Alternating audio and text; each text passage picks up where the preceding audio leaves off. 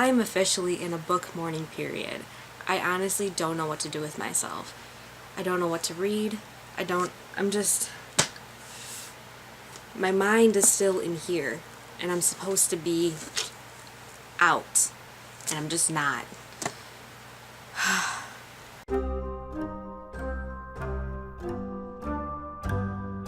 Hey guys, it's Lainey, and last night I just finished reading The Darkest Minds by Alexandra Bracken. I loved this book. Something is happening because all the books I'm reading, they just keep getting better and better as I'm reading them.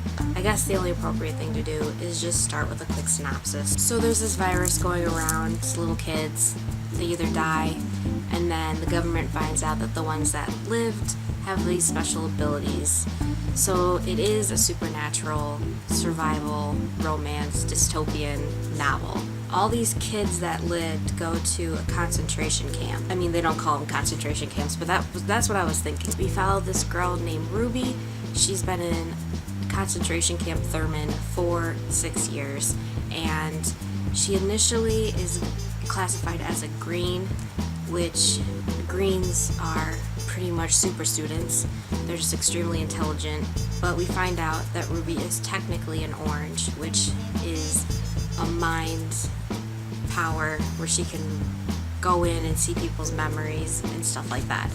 So I'll just leave it at that. I will admit, it did take me 100 pages to fully get into this book. I don't know why it took me so long, but I kept reading it. After the first 100 pages, you're in for a treat, so keep reading it if you are slow on the take. It was slow for me in the very, very beginning, but don't get me wrong, it's an excellent, excellent read. We have greens, who are super students, blues, who have telekinetic powers, yellows that can control electricity and technology, oranges, which are mind people, and reds, we really don't know much about reds, but they're pretty freaking dangerous. The government doesn't want anything to do with yellow, oranges, or reds, so they've been destroying them, and Ruby is one of the few ones left. You gotta go get this book. The hype is well deserved. If you have this sitting in your bookshelf, stop what you're doing right now. Go to your bookshelf and pick this up and start reading it. If you haven't gone, go out to Barnes & Nobles, go to Amazon, get it for your Kindle, get it for your Nook, I don't care, go get it, and go read this book. Come back here, and we're gonna talk about this book, because holy crap. Yep, and that is my synopsis. So where do I start with our book discussion? We're gonna start with Martin, and I'll tell you what I thought of Martin. When they were in the back seat, and they were driving away with Kate, he kept doing something weird with his mouth and with his hands, and I'll tell you what I kept thinking in my head. I kept thinking of Elmer from the Powerpuff Girls. If you don't remember him, I'll put a picture of him right here. This is what I thought of Martin.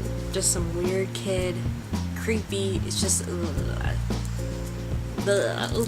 I just needed to get that out. Liam is a freaking amazing love interest.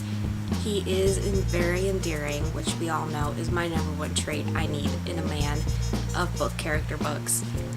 I really liked how Chubbs and Ruby described him about being just like this, wears his heart on his sleeve, is super readable. I love that about it. The super nice guy in the story. Whoa.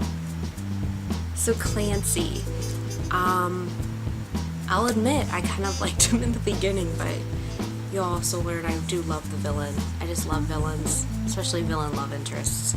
And I thought he was really good. I knew I couldn't trust him, but I still did. But, okay. What was that mind trick sex thing? What did you guys think of that? I mean, I had to read it a couple times because I'm like, what's... And then she woke up later in his bed that night, and I'm like, it's like he drugged her or something. So Ruby, I really did like Ruby. She was a very strong, good protagonist. The story is told in first person, which I did enjoy. I liked how she didn't have any control over her powers, but later, through Clancy's help, she became a very strong character. I loved Ruby. I think she was great. I liked her apprehensiveness when she first meets Chubbs and Zoo and Liam. So when Ruby gets broken out and the Children's League wants her, any organization named the Children's League is gonna be a cult. Children's League cult. The ending. I had this feeling she was gonna take Liam's memories of her away. I was absolutely devastated. When I finished it, after I stood still for 10 minutes wondering, I was in mush. The book ended up on my bedroom floor and I went to sleep because I couldn't. I'm so sad. It's set up well for the second book, I'll give it that. It's set up very well because now she's part of the Children's League. I knew she was keeping that panic button because I knew they were coming back into the story at the end. I knew she kept keeping it because I'm like, girl, you're gonna push that and they're gonna come. They're gonna come for you. I hope they find Zoo again. I like Zoo, I like Chubbs, I liked Liam. It was a very good dynamic. Questions for the next book.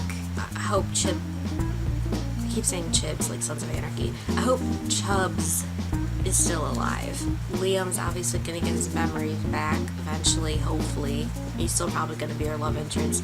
Clancy, I think, is gonna be a bigger threat maybe, because he did want all the Reds for himself.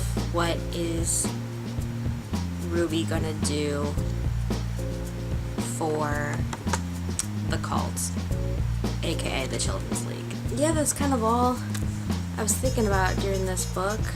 I'm still in a book mourning period.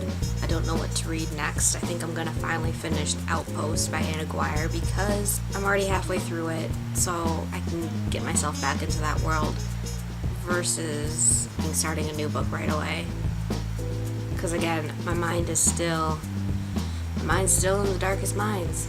I rated this book a 5 out of 5 because, like if you haven't already noticed, freaking loved this book. I can't wait for the second one. I think it comes out in November. So many good books coming out this fall.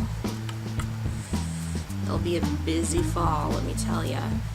What I want to know is what color you guys think you would be. I don't really know much about the Reds, but I wouldn't want to be a red. I wouldn't want to be a green, because all that is being super smart. I think I'd want to be an orange. I'd be an orange. And I have orange hair, so it matches. I hope you guys all have a great rest of the day. What are you guys reading right now? And I'll see you guys later. Bye!